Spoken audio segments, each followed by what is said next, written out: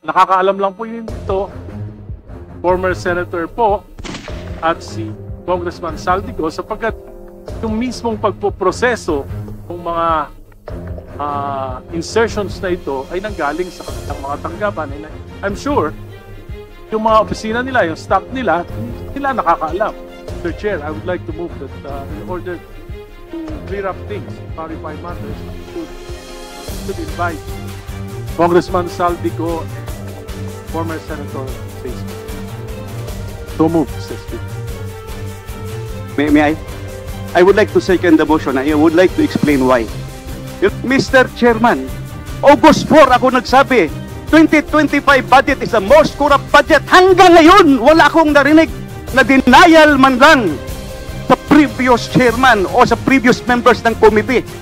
Does this mean na hindi nila kaya i-dispute yung sinabi ko na 2025 budget is the most corrupt budget ever passed in the history of Congress? So I second that motion, Mr. Chairman. Mr. Chairman, I am objecting on the motion. I am objecting on the motion.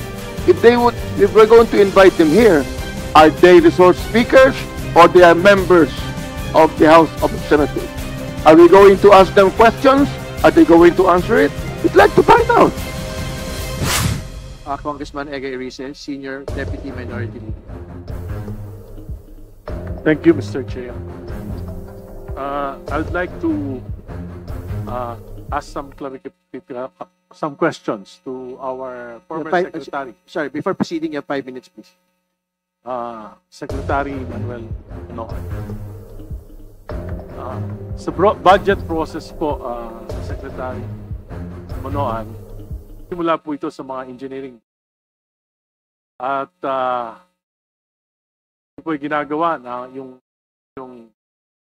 budget preparation sa district. Nagawa po ito station with stakeholders, the local levels like example, local governments and representatives. Tama po ba? Please respond, Simon Lam. Here, before I respond, may I just take all? Yes, please.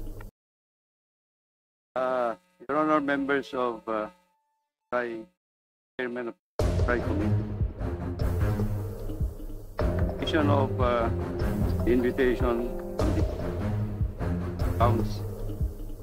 Accounts, Public Works and Highways, Government and Public Accounts State.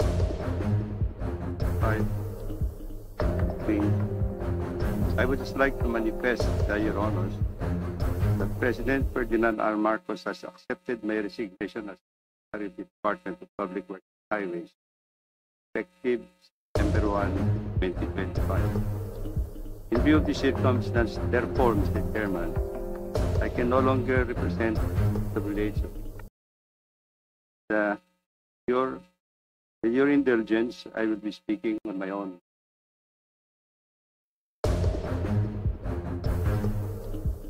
Thank you for your manifestation, Secretary Manoan.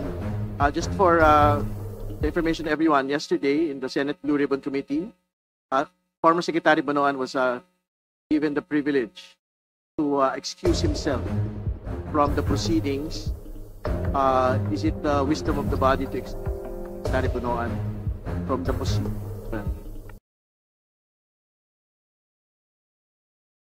Mr. Chair, you can treat Secretary Bonoan as a resource person. All about him. Alright, sige po. Nagsisimula po ito sa engineering district. Tapos po, ito pinapadala sa mga regional offices for consolidation. Correct, Your Honor. Pagkatapos po, iparadala to sa central office. Particularly sa planning office, Department of Public Works. To consolidate po ito, including all the regional offices, central offices. Expenditures program, tama po? Yes. Pagkatapos po, ito ipadadala sa at ang DBM po ang magto-consolidate nito. Ito po ay papasa sa Office of the President at aprobahan ng Gabinete. Tama po. Dito po nabubuo yung National Tama po yun. Pagkatapos po, ito po ay pinadala sa Kongreso, House of Representatives. Tama po. Tama po yun. At ito po ay magiging General Appropriations Bill. Tama po yun. At magkakaroon po ng mga hearings at magkakaroon po ng amendments. Errata. Tama po. No? Tama po Kaya, yun. based on consultation with representatives, consultation with the Committee on Appropriations. Tama po yun. Tama po yun. At pagkatapos po, ito ay aprubahan. Second reading. At dito na po magtatapos ang papel ng Department of Public Works at ng BBM. Tama po. Tama po, Your Honor, sa House of Representatives. Pagkatapos po, pag na-aproba ng sa second reading, meron pong small committee appropriations para po pag-aralan yung mga individual amendments ng representative. Tama po ba sa inyong pagkakaalam? Tama po, Your Honor. Pagka ito po ay na-aprobahan on second and third reading, po ay padadala sa Senado. Tama po. Magkakaroon po tayo ng BICAM. At yung BICAM po,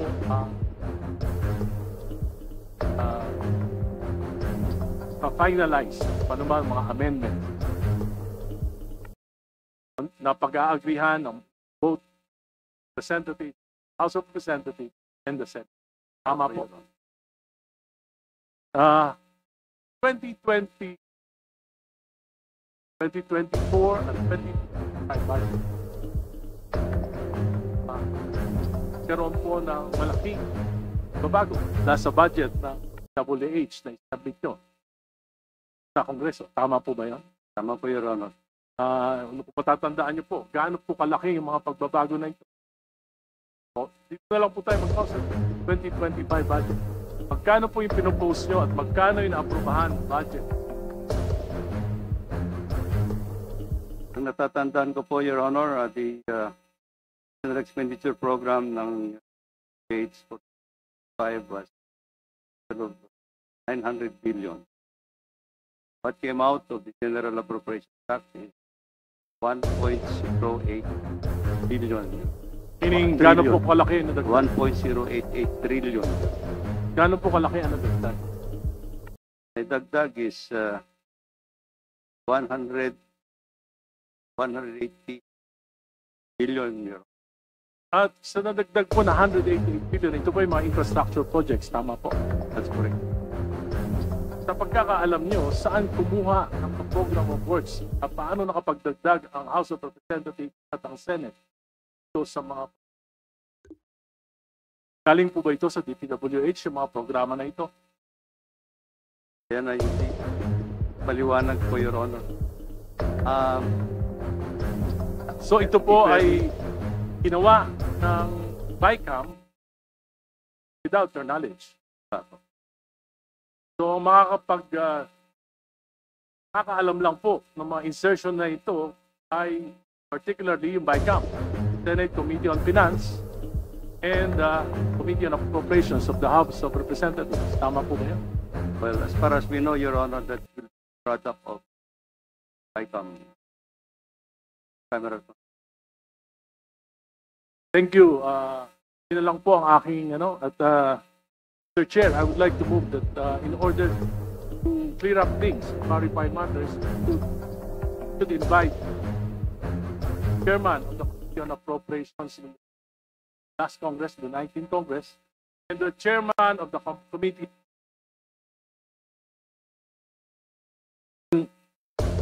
Congressman Saldico, and former Senator Basco. So move, Mr. Speaker. Second. Mr. Chair. Mr. Chairman.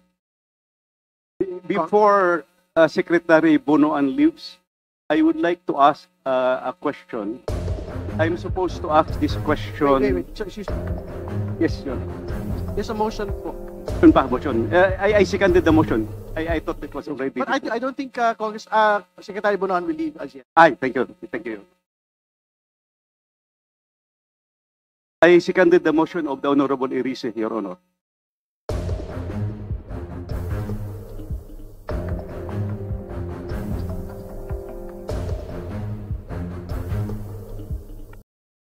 Can we restate the motion, please?